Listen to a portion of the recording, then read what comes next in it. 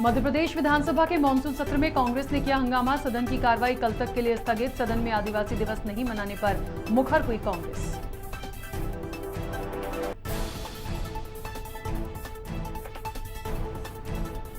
मुख्यमंत्री शिवराज सिंह चौहान का बयान, 15 नवंबर को मनाया जाएगा आदिवासी दिवस। आदिवासियों के लिए बीजेपी ने किया काम।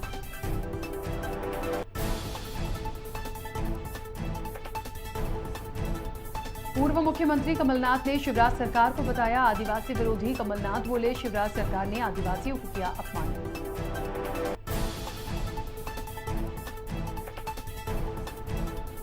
सदन में विपक्ष के हंगामे पर बोले बीजेपी विधायक रामेश्वर शर्मा। कहा, आदिवासियों के नाम पर राजनीति कर रही है कांग्रेस।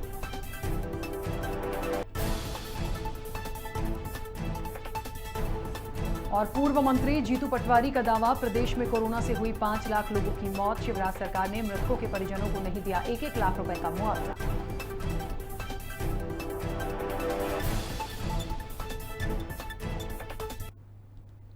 नमस्कार, खबर भारत देख रहे हैं आप। मैं हूं आपके साथ राखी। खबरों की शुरुआत करेंगे।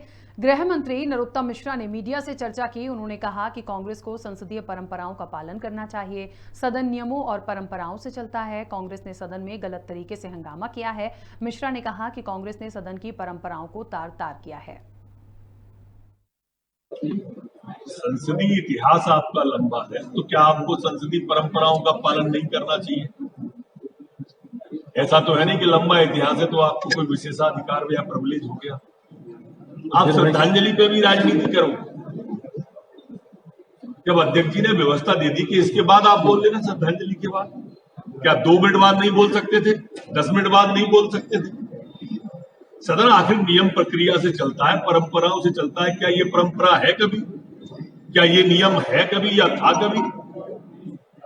पता नहीं क्या हो गया है। 1 लाख से ऊपर मर गए, कभी कब्रिस्तान में मुर्दों से बात करते। क्या जनहित का मुद्दे के लिए हंगामा नहीं कर सकते? क्या सदन में सार्थक चर्चा नहीं की जा सकती? इसी विषय को लेकर की जा सकती है, लेकिन चर्चा से क्यों भागती है कांग्रेस? क्योंकि इनके पास अब डिबेट करने वाला ही नहीं बचा सका। विधानसभा सत्र में विपक्ष के हंगामे पर मंत्री विश्वास सारंग ने बड़ा बयान दिया है। सारंग ने कहा कि विपक्ष ने राजनीतिक दृष्टि से सदन में हंगामा किया। मंत्री का कहना है कि कमलनाथ और कांग्रेस को सामाजिक प्रतिष्ठित लोगों को श्रद्धांजलि देने पर क्या आपत्ति है। सारंग ने पूर्व मुख्यमंत्री को विधानसभा की कार्रवाई से अनुभवहीन बताया। जिन्होंने मध्य प्रदेश और देश में सामाजिक कार्यों में विशिष्ट स्थान रखा, उनको श्रद्धांजलि दी जा रही थी, तो क्या कमलनाथ जी और कांग्रेस के नेताओं को इस पर आपत्ति थी? वे लोग जिन्होंने मध्य प्रदेश और देश की राजनीति को उच्च स्थान तक पहुंचाया, क्या सदन उन्हें श्रद्धासुमन अर्पित कर रहा था तो कमलनाथ जी को उस पर आपत्ति थी? ऐसे लोग जिन्होंने, चाहे बहुगुणा जी हो, चाहे मिल्खा सिंह जी हो, जिन्होंने विभिन्न सामाजिक क्षेत्रों में अपना काम किया, देश का मान और सम्मान बढ़ाया, यदि उन्हें श्रद्धांजलि दी जा रही थी तो क्या उन्हें इस बात की आपत्ति थी?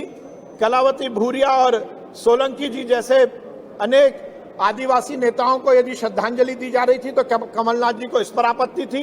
वो अपनी बात रखते।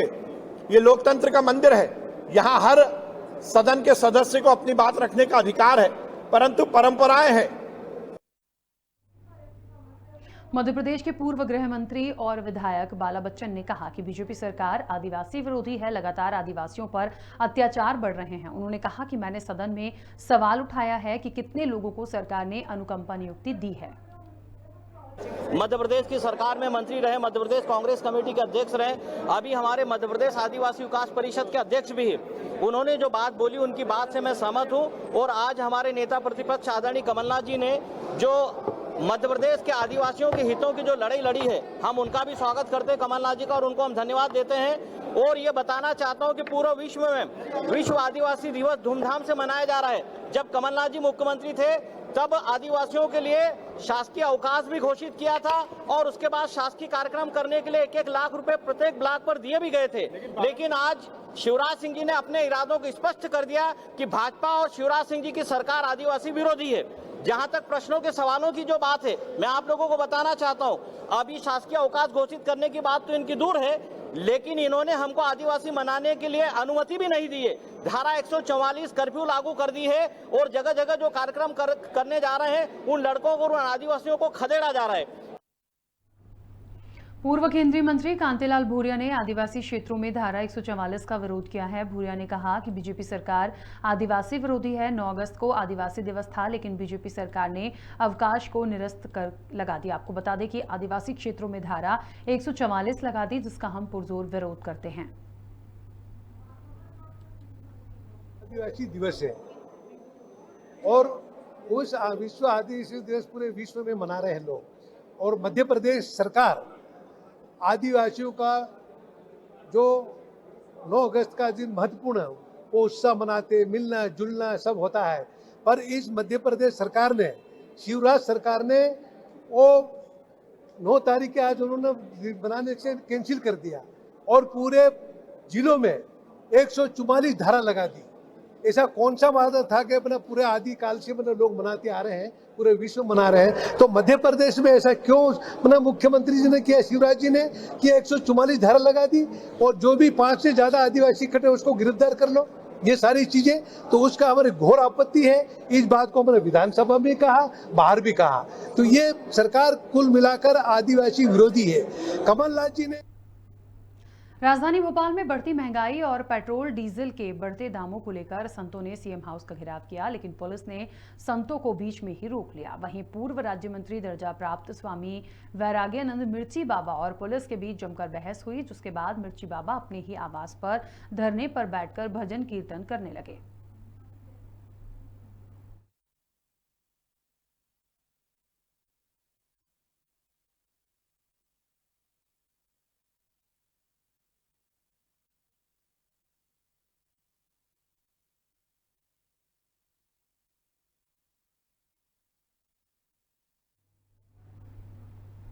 शुजालपुर के गोविंद नगर कॉलोनी के रहवासियों ने बिजली के बढ़े बिलों को लेकर एमपीईबी में हंगामा किया। रहवासियों ने कहा कि बिजली विभाग ने 14,000 से ज्यादा राशि के बिजली बिल थमा दिए हैं। अधिकारी मामले में कोई सुनवाई नहीं कर रहे, लोगों से वसूली की जा रही है। इस प्रदर्शन में बड़ी संख्या में कॉलोनी की रहवासी और महिलाएं मौजूद रहीं।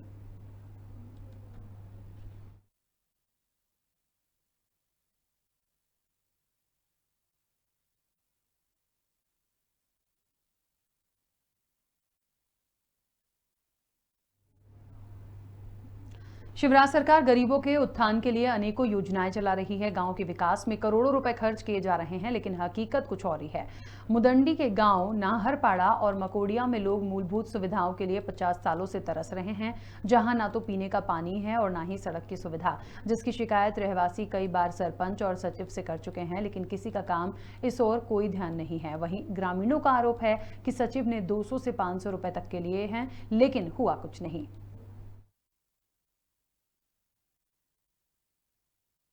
क्या नाम है आपका? नानालाल डामर। कौन से गांव रहते? मकोड़िया पाड़ा। पंचायत कौन सी लगती? मुंदड़ी। क्या समस्या है? समस्या ये है सर कि 2 साल से मकान अधूरा पड़ा है, किस्त दे दी नहीं सरपंच मंत्री। पहली किस्त कितने की आई? 25 की दी थी सर। 25,000 रुपए। और उसके बाद? इसके बाद में आई थी 30 की। अभी तक कितनी किस्त मिली आपको? 2 मिली सर। और कितनी किस्तें आनी है? 4 आएगा सर, तो 2 और बाकी है। तो कब से अधूरी है? 2 साल हो गया सर। और आपके मकान की स्थिति क्या है? मकान के छत हाइट कर दी थी सर, उस छत का पैसा आएगा बनाएगा सर। और क्या समस्या है रोड? 5 सालों के अंदर तो सर यहाँ एक धूल मिट्टी भी नहीं डली है रोड पे। हकीकत तो ये है 5 सालों से क्या पहले पूर्व जो सरपंच थे उन्होंने भी कुछ नहीं किया है। रोड तो सब पहले से ऐसी चल रही है, गांव के लोग परेशान होते, रात बिरात कहीं डिलीवरी का केस हो गया, कुछ बीमार हो गया तो ऐसे में मतलब तोक के ले जाना पड़ता है इंसान को, ऐसे में गाड़ी भी नहीं चलती है। सर 5 साल में कुछ भी नहीं हुआ गांव में विकास, और रोड की स्थिति बहुत खतरनाक है सर। कभी बाय चांस कभी लेने मरीज़ वगैरह कुछ भी हो जाए तो सर उसको उठा के ले जाना पड़ता है, और एम्बुलेंस आती है तो रोड पे ही ले जाना पड़ता है। जो मरीज़ वगैरह रहता है उसको सबको रोड पे ही बुलाते हैं, वो गाड़ी इधर आती भी नहीं है। अच्छा, कुछ और मूलभूत सुविधा रहती है सरकार की ओर से, जैसे वर्तमान में चल रहा है लेट बात का, तो ओडीएफ हो गया गांव आपका कि नहीं? सर ओडीएस की इतनी जानकारी नहीं है। नहीं मतलब लेटरिन बाथरूम बने हुए हैं, पर ऐसे ही है सर, उसको यूज़ नहीं करते हैं और जंगल में ही जाते हैं, सही ढंग से बने हुए ही नहीं है। अच्छा, इसकी जो विसंगतियां है आपने अवगत कराई थी? अवगत कराई थी पंचायत वालों को, लेकिन मिला था 12,000 का बोले, 12,000 मिले, पर सर वो ऐसा लगता नहीं है कि उसमें इतना लगा होगा। नहीं, पैसा तो आपके अकाउंट में आया होगा। नहीं सर, अकाउंट नहीं, वो उन्होंने लीगल बना के दिया, हमारे को पैसा नहीं अवगत कराया सर। क्या नाम आपका? नंदू। ये जो पीछे आपके लेट बात बना है, तो इसकी कंडीशन ये है, तो ये पंचायत द्वारा बनाई गई थी कि आपने स्वयं बनाई थी? पंचायत वाला बनाए। तो अभी वर्तमान में आप जंगल जाते हैं कि इसका यूज़ करते हैं? जंगल जाते हैं। तो इस लेटरिन बाथरूम का यूज़ नहीं करते हैं? कहाँ जाते हैं? लेटरिन बाथरूम सही थे ही कोई नहीं। क्या है इसमें बताओ। रतलाम कलेक्टर के निर्देशन में अवैध गतिविधियों और माफिया के विरुद्ध चलाए जा रहे अभियान के तहत जाबरा क्षेत्र में 2 ढाबों को जमींदोज कर दिया गया। जाबरा एसडीएम हिमांशु प्रजापति के मार्गदर्शन में शासकीय अमले ने 2 ढाबों पर कार्रवाई करते हुए करीब 22 लाख रुपए मूल्य की अवैध संपत्ति तोड़ दी। आपको बता दें कि ढाबे बिना अनुमति के निर्मित थे, जिसके चलते प्रशासन द्वारा उक्त कार्रवाई कर संचालकों के विरुद्ध प्रकरण दर्ज किया गया।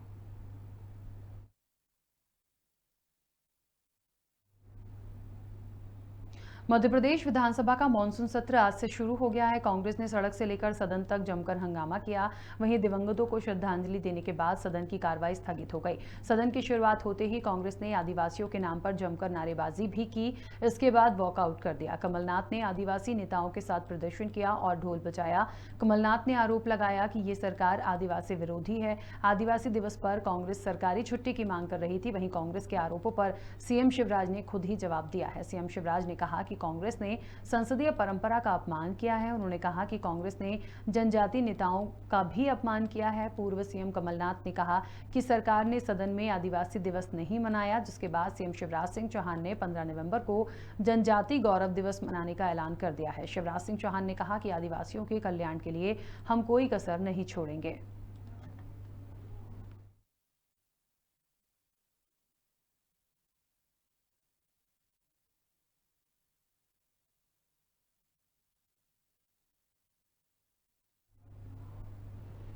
विधानसभा में विपक्ष के हंगामे के बाद बीजेपी विधायक रामेश्वर शर्मा ने बयान दिया है। उन्होंने कहा कि कांग्रेस आदिवासियों के नाम पर नाटक कर रही है। साथ ही उन्होंने कहा कि कांग्रेस को आदिवासियों की चिंता नहीं है। यदि चिंता होती तो वे अपनी सरकार में किसी आदिवासी को मुख्यमंत्री बनाते।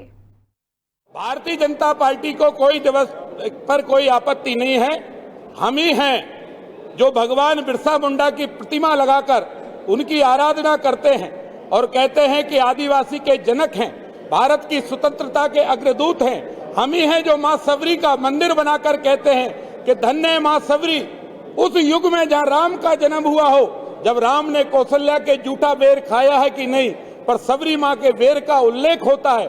आदिवासी भारतीय जनता पार्टी के दिल में है, विचार में है, मन में है। हम श्रद्धा से उनको प्रणाम करते हैं, उनको हर चीज की शुभकामनाएं, बधाई देते हैं। उनके कल्याण के लिए नरेंद्र मोदी जी से लेकर शिवराज जी तक लगातार संघर्ष कर रहे हैं और उनका कल्याण के लिए तमाम योजना बना रहे और महापुरुषों की प्रतिमा भी लगा रहे। इसलिए हमें कभी किसी चीज से कोई आपत्ति नहीं है। राजधानी भोपाल में पूर्व मंत्री जीतू पटवारी विधायक दल की बैठक में पहुंचे, जहां उन्होंने मीडिया से चर्चा करते हुए कहा कि कोरोना की दूसरी लहर में सरकार की कमियों की वजह से कई लोगों की मौत हुई है। साथ ही उन्होंने कहा कि मुख्यमंत्री शिवराज सिंह चौहान ने झूठी घोषणा की है। शिवराज सिंह ने मृतकों के परिजनों को 1-1 लाख रुपए देने की घोषणा की, लेकिन आज तक पूरी नहीं हुई। मरीजों के लिए सरकार इंजेक्शन और दवाइयां भी उपलब्ध नहीं करवा पाई। इस कारण करीब 5 लाख लोगों की कोरोना से मौत हो गई। कोरोना की दूसरी लहर में सरकार के कुकर्मों से कितनी हत्याएं मध्य प्रदेश में हुई, सर्वविदित है। मीडिया ने एक एक चीज मध्य प्रदेश के एक एक कोने में एक एक व्यक्ति के पास पहुंचाई है। कभी जीवन में किसी ने सोचा न था कि ऑक्सीजन की किल्लत से लोग तड़प तड़प के मर जाएंगे। कभी किसी ने नहीं सोचा था कि एक सरकार इंजेक्शन दवाइयां अवेलेबल नहीं करा पाएगी। लगभग 5 लाख से ज्यादा कोविड के बाद पोस्ट कोविड के दौरान लोगों की मौतें हुई, हत्याएं हुई। मध्य प्रदेश का मुख्यमंत्री चैन से कैसे विधानसभा में रह सकता है? आप देखो कि उसके बाद कहा मैं 1 लाख रुपए दूंगा जिनकी मृत्यु हुई उनको। आज तक उसकी प्रोसेस फॉर्म नहीं बना पाई है सरकार। इतनी निकम्मी सरकार के खिलाफ कांग्रेस पार्टी अगर मुखर नहीं होगी तो क्या होगी? कोरोना की भिंड जिले में बाढ़ प्रभावित गांव के हालातों को देखते हुए जिला प्रशासन सक्रिय होता दिख रहा है। भिंड में डीएसपी हेडक्वार्टर और निरीक्षक रंजनी गुर्जर सहित उनकी महिला टीम ने बाढ़ प्रभावित इलाकों में दौरा किया। उन्होंने लगभग 1000 महिलाओं, बच्चों, बुजुर्गों को सामग्री वितरित की, साथ ही गांव में पानी के टैंकर भी पहुंचाए। इसके अलावा जिला प्रशासन ने बिजली व्यवस्था दुरुस्त करने पर भी जोर दिया। ऐसे गांव का चिन्हांकन कर लिया गया है और एसपी सर के निर्देशन में ये गांव से कुछ ट्रैक्टर हम लाए हैं। इनको अभी हम एक्विजिशन करेंगे आपदा नियंत्रण अधिनियम में, और इनको सभी गांव में एक रूट बना के अलग अलग जगह भेजा जाएगा, ताकि ये इनसे जो मिनी जनरेटर्स हैं, इनसे सारे जो ट्यूबवेल हैं वो चालू हो सकें, और गांव में जो बेसिक समस्याएं हैं, मोबाइल चार्ज नहीं हो पा रहा है या कोई बहुत अर्जेंट काम है, वो पूरा हो जाए। हाँ, हमारे यहाँ पर पुलिस लाइन में महिला जो अधिकारी कर्मचारी हैं, उन लोगों ने कुछ अपना सहयोग राशि एकत्र करके और कुछ सामग्री खरीदी है, कुछ कपड़े हैं और खाने पीने की चीज़ें हैं, तो कुछ ऐसे प्रभावित क्षेत्रों में उनके द्वारा वितरित किया जा रहा है। सहकारिता मंत्री डॉक्टर अरविंद भदौरिया ने भिंड जिले के अटेर क्षेत्र में बाढ़ प्रभावित क्षेत्र का दौरा किया। इस दौरान मंत्री ने स्योंडा गांव और परा गांव में पीड़ितों से मुलाकात की और बाढ़ में मरने वाले लोगों के परिवारों को 4-4 लाख रुपए के चेक वितरित किए। साथ ही उन्होंने कई गांवों का दौरा कर स्थिति का जायजा लिया।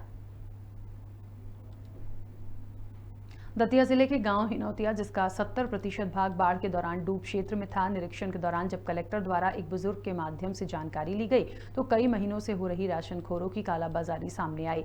इसके बाद कलेक्टर एक्शन में आए और मौके पर ही समिति प्रबंधक कमलेश पटेल को राशन मामले में धर दबोचा। सकारात्मक जवाब न मिलने पर जमकर लगाई फटकार और अधिकारियों को कठोर कार्रवाई के निर्देश दिए।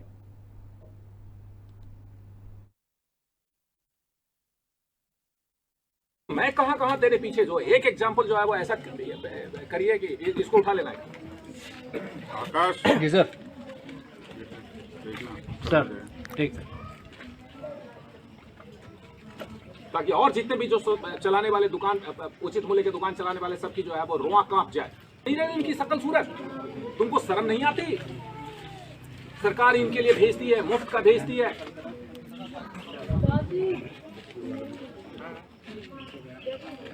और इनके अनाज काट रहा है, इनके पेट काट रहा है, उसे तू राजा बन जाएगा। मैं कहां तेरे पीछे जो एक एग्जांपल जो है वो ऐसा करिए कि इसको उठा लेना है। आकाश जी सर। सर ठीक है,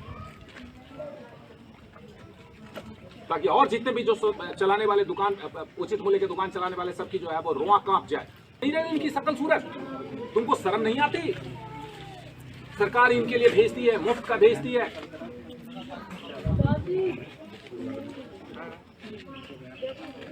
और इनके अनाज काट रहा है, इनके पेट काट रहा है, उसे तू राजा बन जाएगा।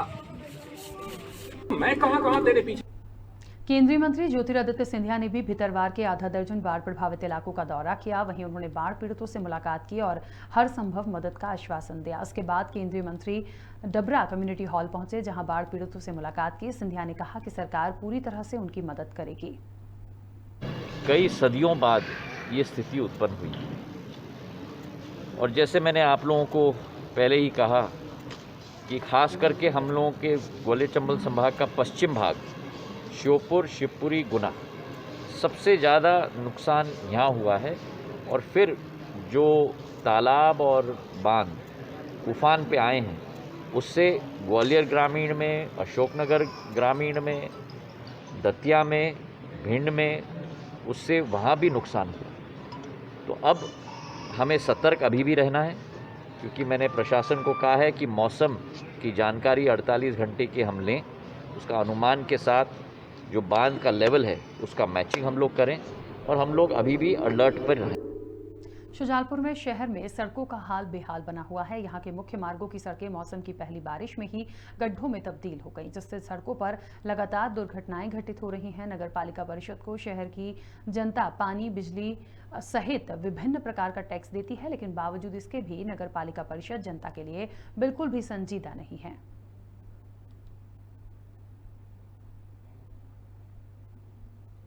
और इसी के साथ इस बुलेटिन में फिलहाल इतना ही। आप बने रहिए खबर भारत के साथ।